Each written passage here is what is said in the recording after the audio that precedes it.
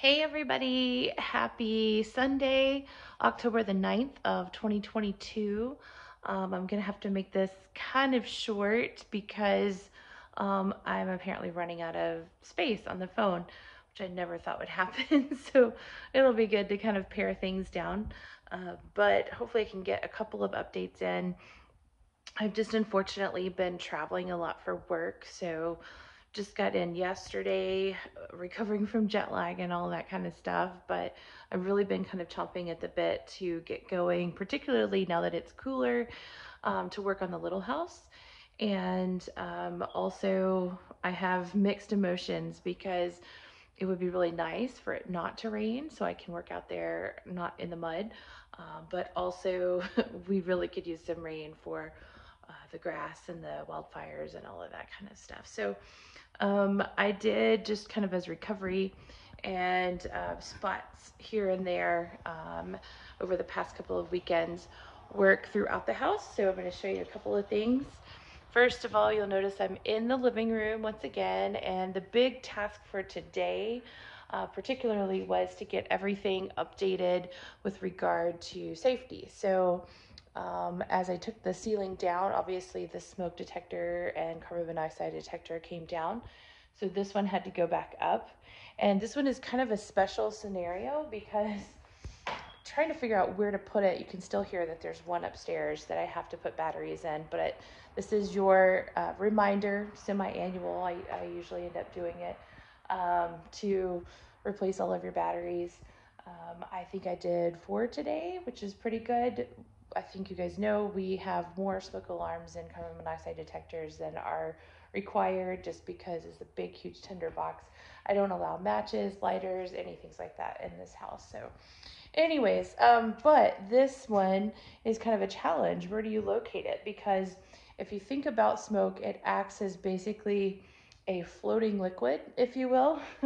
And in my day job, I do fire testing. So trying to figure out where to locate this one is quite the challenge. So if you put it over an opening, it's unlikely that that's where the smoke's actually going to pull. It's usually going to be drafting into these openings, assuming that they're not completely airtight, which in this house, I really can't expect that. Don't you dare stop it. Stop it. Zeus is attacking the chair, which is fragile enough as it is. Anyway, so I've got an opening here that will draft all the way out to the exterior door on the back of the house. I've got the stair landing there, so there would be obviously air movement sucking everything past, so you wouldn't want to put your smoke detector there. And then over here, same thing, this is going to be the opening into the dining room, and theoretically you're going to have at least a little bit of air movement, if not more, if I have those windows open to the back porch. Then we've got, I really actually will count this as also a potential for air movement, air leakage, because it could be drafting up that chimney. Then we've got the double doors here, and then we've got the front door, if you will. So all these different spaces around the room really can kind of suck the smoke out of the room before we're able to detect it. So this is one area where potentially smoke would pool. If I had like 8 of them, I might stick one in that corner. But picking my battles here, the reason why I put it where I did is theoretically I'm going to have smoke going this direction and smoke going that direction. And there'll be kind of a little bit, like if you're looking at in a river where there maybe is a rock on the bank, there might be a little bit of turbulence that kind of holds some of that smoke there. So let's hope that it never even matters because we never set the house on fire. But in the event that that's the situation, just really having to think through where the best location for this is. It's not always right in the center of the room for that reason. So anyways, reminder, it should be in all of your sleeping units, should be one on each floor, should be one outside of your sleeping areas. So, and then kitchens and things like that. We definitely do more than that here. So, anyways, big thing I've been kind of working my way through is polishing the floors, which is just getting on your hands and knees and just starting to scrub some of the last little bits of junk that has been on there from years of carpets and carpet padding.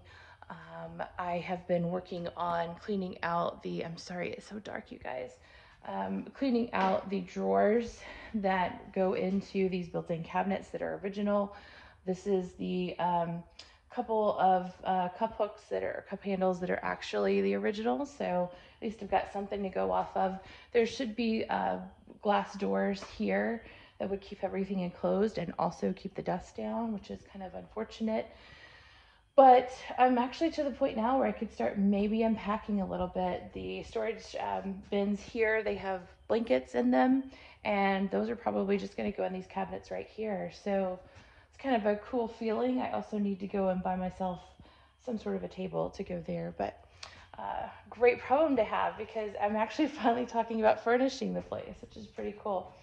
So let's move a little bit into the dining room, which you can tell has had some significant changes. There is Zeus checking out the rug. But this is going to be hopefully a temporary rug, maybe for 5 years or so. The one I really want, super expensive. So, and in all honesty, I still expect a lot of traffic and potential damage.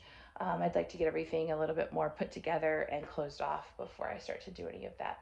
This is my original family table. It's in Duncan 5. I'll do something special, just kind of telling you more about that. But it was originally here in this house when it was purchased. It was originally here. These are the chairs that go with it. I have made the executive decision. They are original with the exception of the little brackets that my grandfather added years ago. Because obviously we're not tiny people. We're not fragile, dainty people. I really think that what would be better is I want people to enjoy the space and I don't want to feel like you're in a museum. So I'm probably going to get modern chairs and cover them, either buy covers or I might be reupholstering these and the others myself, or even just slip covers temporarily. I'm sad that these are not in the best of shape.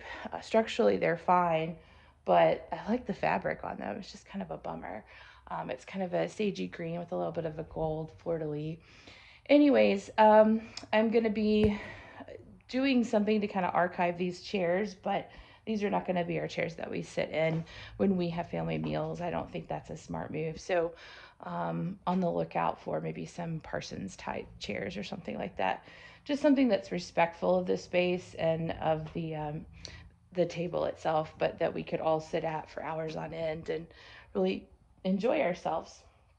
So I'm really sad that it's gotten a little bit too dark to be able to show this, but here is one of the biggest accomplishments. You can see all the glitter. So this is one of the 2 doors that I was able to get back after they were essentially stolen out of the house. And you can see this one, it's just kind of temporarily sitting here right now. But it feels, I think it's just saying, oh, I'm home. I know exactly where I need to sit. It would be on a spring that kind of swings it closed.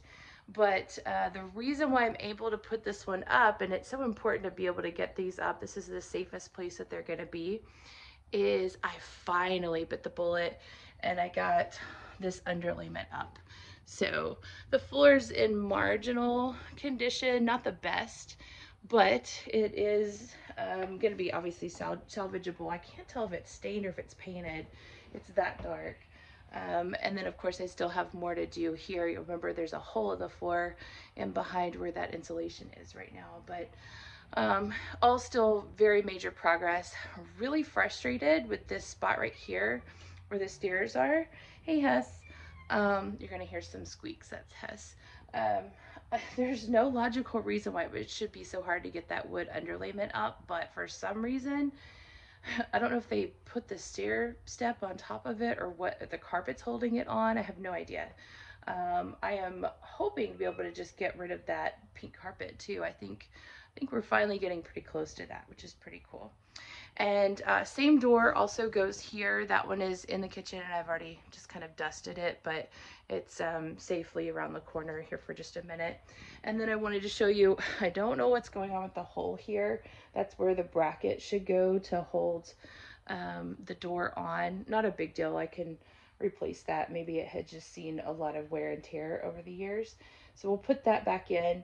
Interesting thing though, um, there was no threshold originally. You can tell because all of that has been stained all throughout. The unfortunate thing is I think we're going to have to put a threshold in, and that's just from the pure fact that they must have undercut the door at some point when they put the carpet in, because obviously the door wouldn't be able to fit and swing back and forth. The kitties are really enjoying kind of this new space to check out. So I'm gonna have to figure out how to make this a little bit more airtight, but it's still significantly better. It'll at least keep the possums and the skunks and the raccoons and even this little kitty right here out of the space eventually. So if you're wondering what I'm going to do temporarily for these big openings in the dining room, the plan is until I can either have them made or custom make them myself. They should all be beveled glass doors in this opening over here, and then in the opening into the dining room, they should actually be this pattern right here. That's obviously quite the investment and going to take some time. We're going to do what the Victorians would have done, just really heavy drapes. I will actually probably put some plastic in between as well, just to keep some of the airflow and the dust down. So it will be a temporary solution, but it will be one of those temporary solutions that could last you for a very long time. Eventually, I would definitely like to have the glass though, because it's sparkly and it's see-through and you get lots of light. So that would definitely be ideal.